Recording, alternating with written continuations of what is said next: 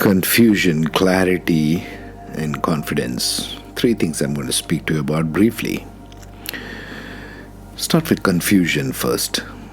Number one, if there is one task or option before you, there isn't any confusion. If there are two options, the question is more of a choice rather than confusion. If there are three or more, then it becomes confusion. Number two, if I were you, I would reduce the number of options before me as a first measure to reduce the confusion in the mind. Everything else can come later.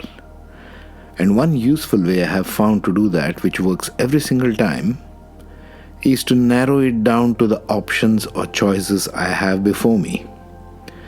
And I will ask something like, what can be done right now?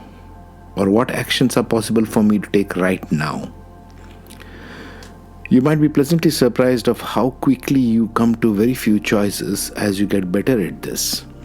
You will quickly come to a single choice and therefore no confusion. Number three, if I were you, I would start looking at confusion very simply. It doesn't matter which area of life it is about, it is simply a number of things I could do or have or be about a particular topic, nothing more. Any amount of tendency of my mind to make one more significant than the other is just that. It's my own tendency to make one thing more significant than other options. Now let's talk about confidence. Confidence is a feeling inside but is most commonly experienced as endorsement or praise is received from the external world. Since our minds are so fickle, this would be an erroneous way to go about getting confidence in the world. In anything, this would be a bad idea. Number two, if I were you, I would look at confidence as something internal, an inner growth, an unfolding as it were. And it's a lifelong process, a lifelong inner flowering, so to speak, that is always blooming and spreading its scent and its perfume and beauty everywhere around.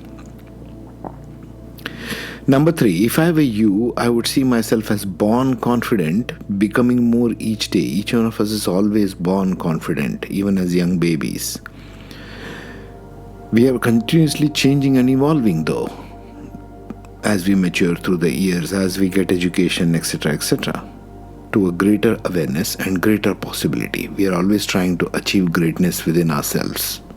That's confidence. Finally, I'll speak about clarity. Number one, clarity is something you will always come back to time and again internally within yourself.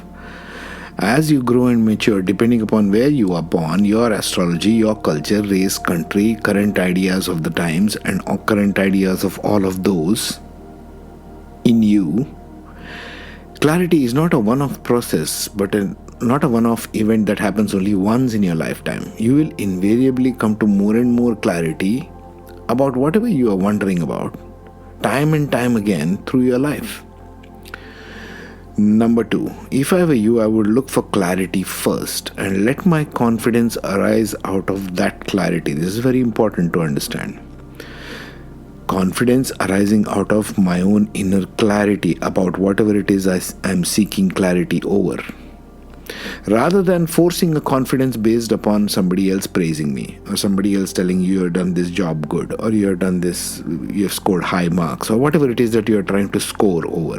Don't evaluate your life as scores. Number three, if I were you, I would look for clarity to resolve confusion rather than picking choices at the moment.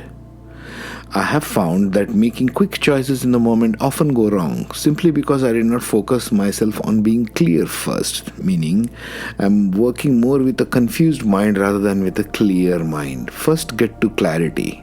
Choices will become apparent then. Alright, I'll leave you with this much for today.